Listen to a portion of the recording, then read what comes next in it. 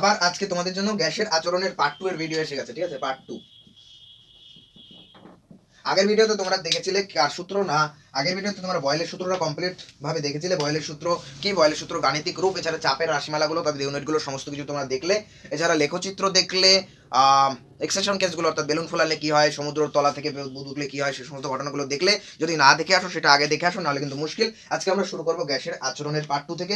Part 2 এর আমরা part 2 তে আমরা যেটা জানো সেটা হচ্ছে চার্লসের সূত্র। ঠিক আছে, চার্লসের সূত্র থেকে আমরা আজকে শুরু করব, কিন্তু তোমাদের বয়েলের সূত্র থেকে অঙ্ক দেখানো হয়নি। আচ্ছা ঠিক আছে, বয়েলের সূত্র এবং চার্লসের সূত্রের অঙ্ক আমি একবারে একটা সময় দেখিয়ে দেবো। ঠিক আছে, এখন তোমাদের যেটা হবে সেটা হচ্ছে চার্লসের সূত্র।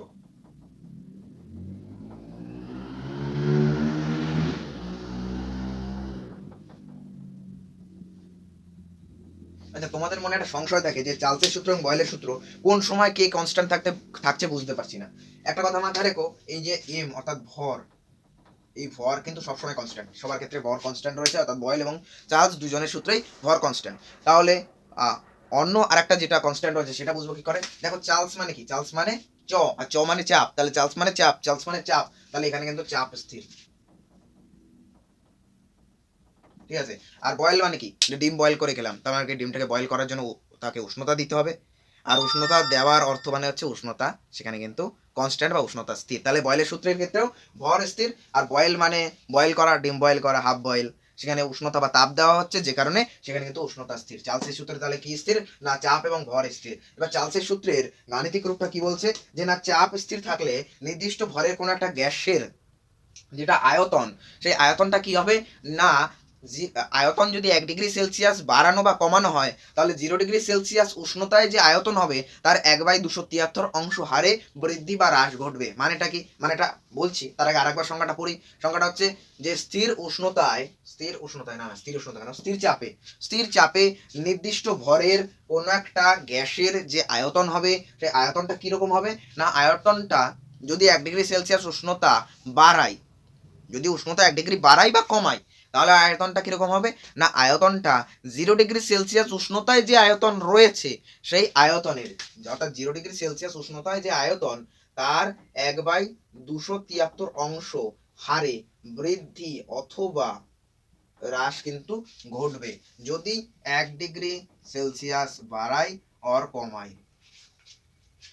এর মানেটা কিরকম ভালোভাবে বুঝতে হবে। এটা বোঝার জন্য আমরা ডাইরেক্টলি গাণিতিক রূপে আসি, তাহলে কিন্তু তোমরা ভালোভাবে বুঝে যাবে। এক্ষেত্রে আমি বলি যে তোমরা ধরে নাও, কি ধরে নেবে,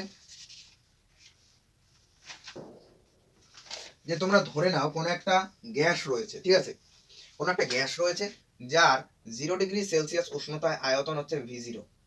ঠিক আছে, খুব ভালো কথা। এবার উষ্ণতা 1 ডিগ্রি সেলসিয়াস বাড়ানো হলো। যদি 1 ডিগ্রি সেলসিয়াস বাড়ানো হয়, তাহলে সেক্ষেত্রে আয়তন কি দাঁড়াচ্ছে না, আয়তন দাঁড়াচ্ছে, ওই সংজ্ঞাটা রিক্যাপ করার চেষ্টা করি, যে 1 ডিগ্রি সেলসিয়াস উষ্ণতা বাড়ালে, এটা ইনক্রিজ করা হয়েছে, বাড়ানো হয়েছে, এইভাবে আমি বাড়ানোটা বোঝাই, তাই তো।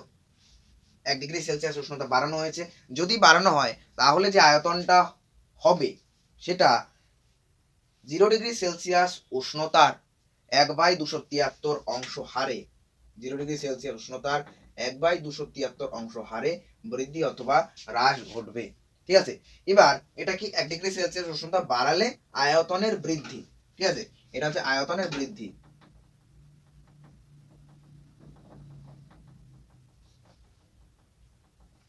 বোঝার চেষ্টা করো ভালো করে, যে 0 ডিগ্রি সেলসিয়াস উষ্ণতায় আয়তন ছিল V0, 1 ডিগ্রি সেলসিয়াস উষ্ণতায় আয়তন কিন্তু এটা না।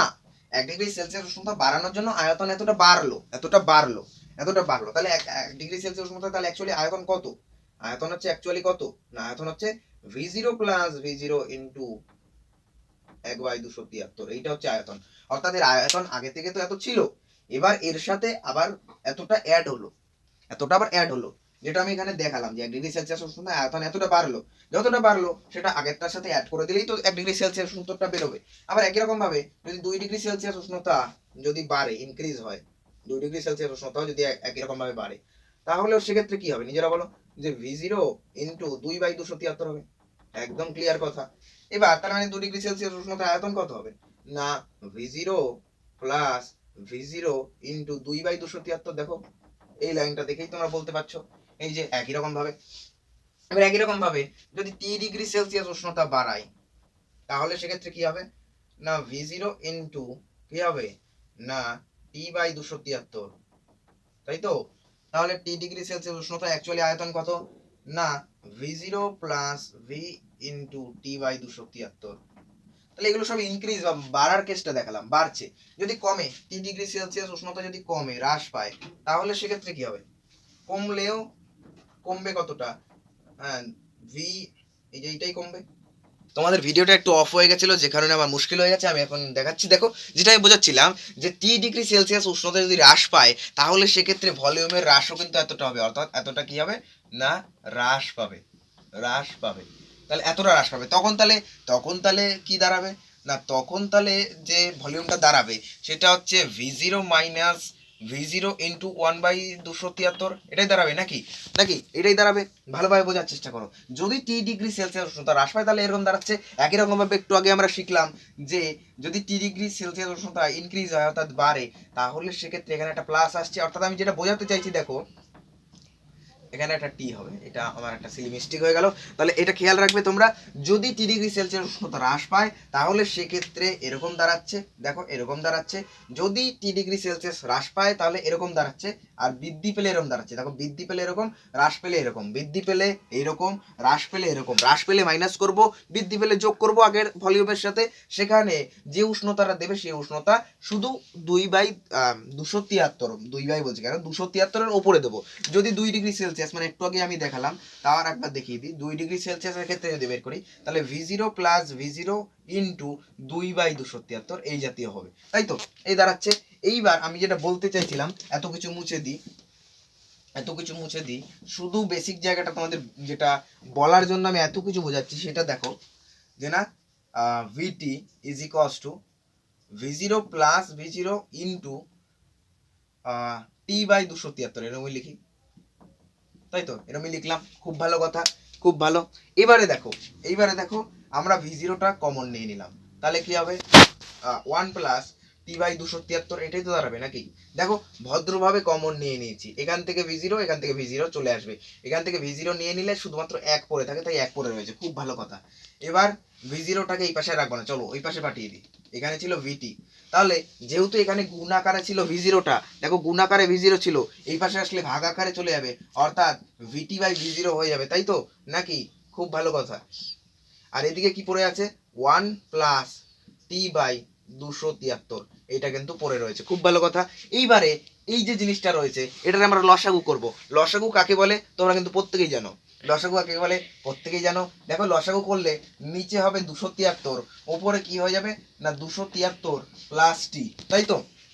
273 প্লাস টি, এইটা কিন্তু দাঁড়াবে, দেখো এই যে এইটা দাঁড়াবে, ক্যামেরা আশা করছি আসছে, 2/273 প্লাস টি দাঁড়াচ্ছে। এবার এখানে একটা 0 প্লাস করে দিতে পারি, এটা কিন্তু খুবই সাধারণ কথা। 0 প্লাস করা মানে কিছুই না, কোনো কিছুর সাথে 0 প্লাস করা মানেই সেটা তাই, মানে সেটাই থাকে। এবার তোমাদের একটা জিনিস বলে দিই, একটা কায়দার কথা, সেটা কি, সেটা ক্যামেরা এদিকে একটু ফোকাস করলে ভালো হবে, এদিকটা যেন দেখা যায় ভালোভাবে। দেখো এদিকটা আমি দেখানোর চেষ্টা করি যে 273-এর সাথে ডিগ্রি সেলসিয়াসের কোনো কিছু যদি যোগ করা হয় তাহলে সেটা কেলভিন স্কেলে কনভার্ট হয়ে যাবে, অর্থাৎ সেলসিয়াসের কোনো কিছু যোগ করলে সেটা কেলভিনে কনভার্ট হয়ে যাবে। কি বললাম আরেকবার বলার চেষ্টা করি। ধরো 1 ডিগ্রি সেলসিয়াস আছে, সেটাকে আমাদের বললো কেলভিনে কত, তাহলে এর সাথে আমরা যদি 273 যদি যোগ করে দিই তাহলে সেক্ষেত্রে সেটা কিসে কনভার্ট হয়ে যাবে, সেটা কিন্তু কেলভিনে কনভার্ট হয়ে যাবে। খুব ভালো কথা, দেখো এটা কেলভিনে কনভার্ট হয়ে গেল, এর সাথে 273 যোগ করলে কেলভিনে কনভার্ট হবে। তাহলে এদিকে আসি এখন, এদিকে দেখো টি এর সাথে 273 যোগ আকারে রয়েছে, তাহলে টি এর সাথে কোনো কিছু 273 আকারে যদি যোগ হয় তাহলে সেটা কি কেলভিন স্কেলে পরিণত হবে। এবার সেটাকে আমরা ধরে নিতে পারি টি অফ টি, মানে কেলভিন স্কেলের উষ্ণতাটাকে এখন আমরা টি দিয়ে রিপ্রেজেন্ট করছি, মানে এটা অ্যাকচুয়ালি কত হবে সেটা আমরা জানি না, এটা এইভাবে ধরছি। আর নিচের যেটা সেটাও কেলভিনে কনভার্ট হবে, কারণ 0 ডিগ্রির সাথেও তো 273 যোগ হতে পারে, তাহলে সেখানেও আমরা এখানে অ্যাকচুয়ালি 273 সেটাই থাকে, মানে কিন্তু আমরা টি অফ 0 এইভাবে লিখতে পারি, ধরে নাও, এটা তোমরা ভেবে নাও। এইবারে এই যে পার্টটা রয়েছে এই পার্টটা আমরা আবার এখানে লিখে দেবো, টুকে দেবো, খুব ভালো কথা নাকি, তাই তো করে দিলাম। এই যে এই পার্টটাই টুকে দিলাম। এইবারে একটা জিনিস দেখো, এই জিনিসটাকে আমরা যদি এরকম লিখি, কিরকম লিখি বলো তো, যদি এইরকম লিখি যে V2 by V1 ইজিক্যালস two T2 by T1, এরকম লেখা যায় না? কি ব্যাপার, এরকম লেখা যায় না? লেখা যায় তো।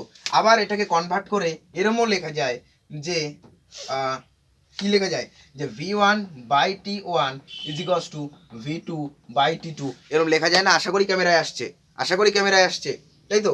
V1 বাই T1 কিভাবে আসলো? এই V1টাকে ওই পাশে পাঠালাম, ওপরে চলে গেল। এই T2টাকে কি করবো? এই T2টাকে এই পাশেই নিয়ে আসে, তাহলে দেখো ওই জিনিসটাই চলে আসছে, খুব ভালোভাবেই এই জিনিসটা আসছে। এবার এখান থেকে একটা জিনিস তোমরা ভালোভাবে বোঝার চেষ্টা করো, সেটা হচ্ছে এখানে ভি এর সাথে টি প্রপোর্শনাল টু আছে, অর্থাৎ সমানুপাতিক সম্পর্ক আছে। দেখো একটাই যদি তাকাও, এখানে যে ভিটি, এখানেও সেই টি, হ্যাঁ মজাদার বিষয়, এখানে যে V0 এখানে সেই T0, অর্থাৎ জিনিসটা যদি ভালোভাবে স্পষ্টরূপে বোঝানোর চেষ্টা করি, তাহলে এই যে ভি, দেখো ওপরে দেখানোর চেষ্টা করছি যে ভি আর এই যে টি, এটা কিন্তু পরস্পর কিন্তু সমানুপাতিক সম্পর্কে রয়েছে। এখান থেকেও কিন্তু সেটা প্রমাণ করা যায়, দেখো এই জায়গার থেকেও প্রমাণ করা যায়। কিভাবে? কারণ এটা ইজ ইকুয়ালস টু, আমরা বুঝতে পারছি এটা ধ্রুবক, ধ্রুবক যে, আর কোনো কিছু ধ্রুবক থাকা মানেই এটাকে V1 ইজ ইকুয়ালস টু ধ্রুবক বা কনস্ট্যান্ট ইনটু টি লেখা যায়। আর এটার মানেই কি? এটার মানেই হচ্ছে ভি ইজ প্রপোর্শনাল টু টি। আমার যেটা বোঝানোর উদ্দেশ্য ছিল সেটা হচ্ছে যে কেলভিন উষ্ণতায় যেটা আয়তন হবে, সেটা কেলভিন উষ্ণতার সাথেই পরস্পর কিন্তু সমানুপাতিক হবে। সেটা এখান থেকে এই সমস্ত জায়গার থেকে আমরা ভালোভাবে কিন্তু বুঝে গেলাম। এবার চলো কি কোথায় চলে আসবো, যে না কেলভিন উষ্ণতা থেকে কিভাবে পরম শূন্য উষ্ণতার মান নির্ণয় করা হয়। পরম শূন্য উষ্ণতা সেটা কিন্তু মান নির্ণয় করা যায়, অর্থাৎ পরম শূন্য উষ্ণতা, এই পরম শূন্য উষ্ণতার মান কিন্তু নির্ণয় করা যায়।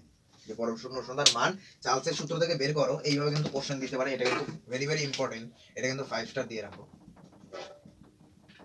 এছাড়া চার্লসের সূত্র কিন্তু 5 স্টার দিয়ে রাখার মতোই, ঠিক আছে? এই দুটো 5 স্টার দিয়ে রাখো। পরম শূন্য উষ্ণতা থেকে কিভাবে চার্লসের সূত্র থেকে কিভাবে পরম শূন্য উষ্ণতার মান নির্ণয় করতে দেয়, এটা ডাইরেক্ট কোশ্চেন হিসেবে তোমাদের দিতে পারে। এবার কিভাবে নির্ণয় করতে হবে দেখে নাও যে 0 ডিগ্রি সেলসিয়াস, ধরে নাও যে না 0 ডিগ্রি সেলসিয়াস উষ্ণতায়, 0 ডিগ্রি সেলসিয়াস উষ্ণতায় কোনো একটা গ্যাসের আয়তন দেখা গেল যে না V0, ঠিক আছে? খুব ভালো কথা। এবার যদি 1 ডিগ্রি সেলসিয়াস উষ্ণতা হ্রাস করা হয়, ঠিক আছে, তাহলে সেক্ষেত্রে কি হবে? আমি দেখিয়ে দিয়েছিলাম যে না যদি দরকার হলো 1 ডিগ্রি সেলসিয়াস উষ্ণতা হ্রাস করা হয়, তাহলে সেক্ষেত্রে আয়তন কি দাঁড়াচ্ছে? ভিটি না ভিটি কেন, V1 লিখি, V1 এরকম লিখি। তাহলে সেক্ষেত্রে আয়তন কত দাঁড়াচ্ছিল? না সেক্ষেত্রে আয়তন দাঁড়াচ্ছিল V0 মাইনাস V0 ইন্টু 1/273, তাই তো? এটা দাঁড়াচ্ছিল। খুব ভালো কথা। এবার যদি দেখি যে না 2 ডিগ্রি সেলসিয়াস উষ্ণতা হ্রাস করা হচ্ছে, 2 ডিগ্রি সেলসিয়াস উষ্ণতা হ্রাস করা হচ্ছে, তাহলে সেক্ষেত্রে V2 এরকম ভাবে লিখতে পারি, কত লেখা যায় না V0 মাইনাস V0 ইন্টু 2/273, মনে আছে যে 2 ডিগ্রি হলে ওখানে 2 লিখতে হয়। এবার একই রকম ভাবে যদি 3 ডিগ্রি সেলসিয়াস উষ্ণতা হ্রাস করা হয়, তাহলে VT ইজ ইকুয়ালস টু কি হবে? V0 minus V0 into T/273, তাই তো? অবশ্যই তাই, একই রকম ভাবে।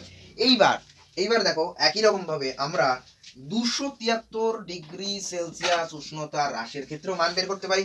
সেক্ষেত্রে V273 is equals to V0 minus V0 into 273/273, এরকম এসে যাচ্ছে। এরকম পজিশনের ক্ষেত্রে দেখো 273 কেটে যায়, কি পড়ে থাকে? না পড়ে থাকে কিন্তু V0 মাইনাস V0, তাই তো? এরকমই পড়ে থাকে। এবার এইটাই ইকুয়ালস টু 0, তার মানে এখান থেকে একটা জিনিস প্রমাণ হয় যে না 273 ডিগ্রি সেলসিয়াস উষ্ণতায় যদি কোনো একটা গ্যাস গিয়ে পৌঁছায়, বা 273 ডিগ্রি সেলসিয়াস উষ্ণতায় যদি হ্রাস করা হয়, তাহলে সেক্ষেত্রে কোনো একটা গ্যাসের আয়তন কি দাঁড়াচ্ছে? না 0, অর্থাৎ 273 হচ্ছে এমন একটা উষ্ণতা যে উষ্ণতায় কোন একটা গ্যাসের আয়তন কিন্তু 0 হয়, ঠিক আছে? এবার কোন একটা গ্যাসের আয়তন ঋণাত্মক হতে পারে না, অর্থাৎ এখানে আমরা -5 এরকম তো লিখতে পারি না যে আয়তন -5 হয়ে গেছে, এরকম তো বাস্তবে পসিবল নেই। সেই হিসাবে বলা যায় পরম শূন্য উষ্ণতা বা 273 ডিগ্রি সেলসিয়াস উষ্ণতা, 273 ডিগ্রি সেলসিয়াস না 273, হ্যাঁ 273 ডিগ্রি সেলসিয়াস উষ্ণতা এমন একটা উষ্ণতা যে উষ্ণতায় গেলে কোনো গ্যাসের উষ্ণতা কিন্তু এর চেয়ে নিচে হতে পারে না। কারণ কি? যদি তা হয় তাহলে সেক্ষেত্রে সেই গ্যাস কিন্তু গ্যাস থাকবে না, সেটা কিন্তু তরলে পরিণত হবে। এইভাবে কিন্তু তোমরা কিন্তু দেখে নাও বা স্ক্রিনশট মেরে নিতে পারো, পরম শূন্য উষ্ণতার মান কিন্তু এইভাবে নির্ণয় করা যায়, এটা কিন্তু পসিবল নয়। ঠিক আছে, এই হচ্ছে পরম শূন্য উষ্ণতার মান। এবার পরম শূন্য উষ্ণতা অ্যাকচুয়ালি কাকে বলা হচ্ছে, না পরম শূন্য উষ্ণতা তাকেই বলা হচ্ছে যে না যে উষ্ণতায় গেলে গ্যাসের আয়তন কিন্তু জিরো হয়ে যায়। এবার এখান থেকেই কিন্তু পরম স্কেল আবিষ্কার হয়েছিল। পরম স্কেল কাকে বলছে, না এখানে বলছে বিজ্ঞানী কেলভিন উষ্ণতার একটা নতুন স্কেল প্রবর্তন করেন, যার শূন্য বিন্দু ধরা হয় -273। এখানে 273 কেন, কেন -273, ঠিক আছে, -273, তাই তো, অর্থাৎ উষ্ণতা -273 কমাচ্ছে, ঠিক আছে। সেই হিসাবে -273কে ধরে প্রতি ডিগ্রির মান সেলসিয়াসের মানের সাথে সমান হবে, অর্থাৎ সেলসিয়াসে 1 ডিগ্রির পরিবর্তন কেলভিনে 1 ডিগ্রির পরিবর্তনের সাথে সমান, কিন্তু সেখানে লোয়েস্ট মান 273 -273কে ধরা হয় এবং এটাকে উষ্ণতার পরম স্কেল কিন্তু বলা হয়ে থাকে। এর মানটা ফারেনহাইটের ক্ষেত্রে -456 কত না -459.4 ডিগ্রি ফারেনহাইট নাকি, এটাই তো, হ্যাঁ এটাই হচ্ছে, এটাই ঠিক আছে, এই মানটাই রয়েছে পরম শূন্য উষ্ণতায়। ফারেনহাইটের মান হচ্ছে এত, ঠিক আছে, এটা খুব ভালো কথা। আর তাহলে এর লেখচিত্রটা মানে চার্লসের সূত্রর ক্ষেত্রে পরম শূন্য উষ্ণতার থেকে আমরা কিন্তু লেখচিত্রটাও পেয়ে যাই। কিভাবে লেখচিত্র পাই বলতো, লেখচিত্রটা পাই এইরকম ভাবে, এই যে এরকম যদি লেখচিত্র ধরা হয় এবং এখানে যদি টেম্পারেচার অর্থাৎ উষ্ণতাটা ধরা হয় আর এখানে যদি আয়তনটা ধরা হয়, যে এদিকে টেম্পারেচার বাড়ছে এদিকে আয়তন বাড়ছে, এটাকে আমরা আরেকটু এগিয়ে দিই, এটা 0 পয়েন্ট হিসাবে বর্ণনা করা যায়। তাহলে সেক্ষেত্রে যেটা দেখা যাচ্ছে যে না তাহলে সেক্ষেত্রে যেটা দেখা যাচ্ছে এটা 0,0 বিন্দু, এদিকে আয়তন বাড়ছে এদিকে উষ্ণতা বাড়ছে। তাহলে সেক্ষেত্রে এই যে 273, দেখো আমি এটা আগে এঁকে নিই তারপর বোঝার চেষ্টা করছি। এই যে এক্ষেত্রে এই যে পয়েন্টারটা পাওয়া যাচ্ছে এইটাই হচ্ছে অ্যাকচুয়ালি কি বলতো, এটাই হচ্ছে অ্যাকচুয়ালি সেই -273 ডিগ্রি সেলসিয়াস। এই হচ্ছে 0 ডিগ্রি, এখানে অ্যাকচুয়ালি 0 ডিগ্রি সেলসিয়াস উষ্ণতা, এটা হচ্ছে 0 ডিগ্রি সেলসিয়াস উষ্ণতা। এদিকে গেলে কি হবে, এদিকে এর মানটা প্লাস হবে, এদিকে গেলে এর মানটা মাইনাস হবে। দেখো 273 তাহলে মাইনাসের দিকে আসছে এবং এর এই পাশে কিন্তু গ্যাসের অস্তিত্ব নেই। দেখো এখানে এসে আয়তনটা 0 হয়ে গেছে, এখানে এসে আয়তন কিন্তু 0, আয়তন ভলিউম কিন্তু উপর দিকে যেহেতু ভলিউম, তাহলে দেখো এদিকে যত আগাচ্ছে বাড়ছে, অর্থাৎ উষ্ণতা যত বাড়ছে ভলিউম কিন্তু তত এদিকে আগাচ্ছে, মানে বাড়ছে, উষ্ণতা আগাচ্ছে ভলিউম বাড়ছে, উষ্ণতা আগাচ্ছে ভলিউম বাড়ছে। কিন্তু এদিকে যত আসলো উষ্ণতা যত কমলো সেখানে এসে -273 এসে আয়তন কিন্তু এখানে 0 হয়ে গেল। এইভাবে কিন্তু চার্লসের সূত্রের লেখচিত্র পাওয়া যায় পরম শূন্য উষ্ণতার মান থেকে। আবার এটা ছিল সেলসিয়াস স্কেলে, যদি যদি এটা কেলভিন স্কেলে দেখায় তাহলে সেক্ষেত্রে ভিটি এর লেখচিত্রটা মূল বিন্দুগামী হবে, ঠিক আছে, এই হচ্ছে বিষয়, একটুখানি মনে রাখার চেষ্টা করো, এটা কিন্তু মূল বিন্দুগামী হবে। আচ্ছা, এবারে এবারে লেখচিত্র হয়ে গেলে এবার তোমরা দেখো এই যে চার্লসের সূত্র, এই চার্লসের সূত্র থেকে আমি কিন্তু একটা অঙ্ক দেখিয়ে দিই, চার্লসের সূত্র থেকে একটা অঙ্ক দেখিয়ে দিই। আর আগের দিন বয়েলের সূত্র থেকে অঙ্ক দেখাইনি, বয়েলের সূত্র থেকে দরকার হয় একটা অঙ্ক দেখিয়ে দিচ্ছি। তাহলে চার্লসের সূত্র থেকে অঙ্ক আমরা করি। বলছে যে 27 ডিগ্রি সেলসিয়াস উষ্ণতায়, উষ্ণতা কত না 27 ডিগ্রি, এই 27 ডিগ্রি সেলসিয়াস উষ্ণতা নির্দিষ্ট ভরের কোনটা গ্যাসের আয়তন হচ্ছে 50 সেন্টিমিটার, মানে 50 তো না 500 সেন্টিমিটার কিউব, এটা হচ্ছে আয়তন। খুব ভালো কথা। চাপ স্থির রেখে নির্দিষ্ট চাপ স্থির রেখে কোন উষ্ণতায় গ্যাসের আয়তন দ্বিগুণ হবে, অর্থাৎ আয়তন কিন্তু দ্বিগুণ হচ্ছে, আয়তন দ্বিগুণ মানে আয়তন দেখো দ্বিগুণ হচ্ছে মানে এটার সাথে 2 গুণ হয়ে যাবে, তার মানে এখানে 1000 হয়ে যাবে, তাই তো, আয়তন কিন্তু দ্বিগুণ হয়ে গেল। তাহলে সেক্ষেত্রে বলছে যে তাহলে উষ্ণতা কত হবে, মানে কত ডিগ্রি সেলসিয়াস উষ্ণতায় এর আয়তন এত দাঁড়াবে, আয়তন দ্বিগুণ বলেছে মানে দ্বিগুণ করে নিলাম। এবারে একটা জিনিস বোঝার চেষ্টা করো যে আমরা এটা বুঝবো কি করে, যেটা চার্লসের সূত্র থেকে হবে, সেটা হচ্ছে এখানে কোশ্চেনে বলে দিয়েছে যে না স্থির চাপে, অর্থাৎ পি যেটা চাপ যেটা সেটা হচ্ছে কনস্ট্যান্ট, এটা কিন্তু কনস্ট্যান্ট, সেই হিসাবে আমরা কিন্তু এটা বলতে পারি এটা চার্লসের সূত্র। চাপ মানে চ মানে চাপ, চাপ মানে পি, পি মানে হচ্ছে কনস্ট্যান্ট, অবশ্যই তাই। এবার এই অঙ্কটা করার জন্য আমরা যে সূত্রটা পেয়েছিলাম যে না P1 by V1 is equals two, আচ্ছা P1 বাই V1 কেন,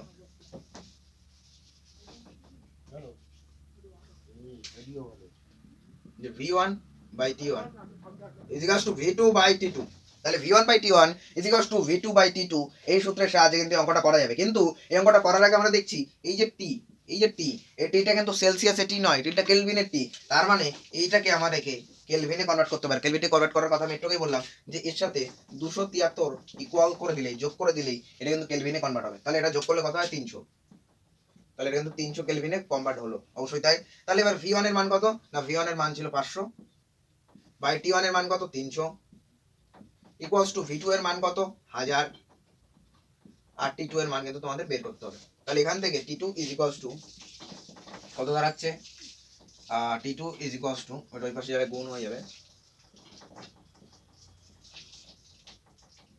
এটা দাঁড়াচ্ছে নাকি, টি টু ইজ ইকুয়ালস টু এটা দাঁড়ায় দেখো, এটাকে এই পাশে নিয়ে আসলাম আর এইগুলোকে ওই পাশে নিয়ে গেলাম, তাহলে সেক্ষেত্রে এরকমই দাঁড়ায়। এবার এখান থেকে এটা 2 দিয়ে কাটা যাচ্ছে, আর এটা হচ্ছে 300 দুগানি 600, ঠিক আছে, এই হলো 600, তাহলে 600 কেলভিন। এবার এটাকে যদি সেলসিয়াসে কনভার্ট করতে হয় তাহলে কি হবে, 600 থেকে 273 মাইনাস করে দিলে সেটা সেলসিয়াসে কনভার্ট হয়ে যাবে। এটাই ছিল চার্লসের সূত্র থেকে একটা অঙ্ক। আর বয়েলের সূত্র থেকে অঙ্ক আমি আগের দিন দেখাইনি, তাহলে সেক্ষেত্রে বয়েলের সূত্র থেকে একটা অঙ্ক দেখিয়ে দিই।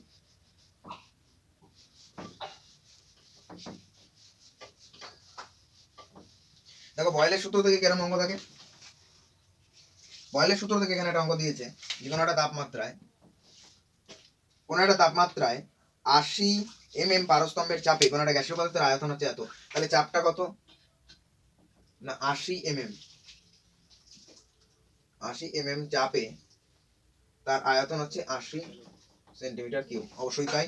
এবার বলছে একই তাপমাত্রায় কোন চাপে ওই গ্যাসের আয়তন 100, আয়তন হচ্ছে 100 হবে, 100 সেন্টিমিটার কিউব, সেটা হচ্ছে কত চাপে, এখানে বলে দিয়েছে, এটা কিন্তু কনস্ট্যান্ট।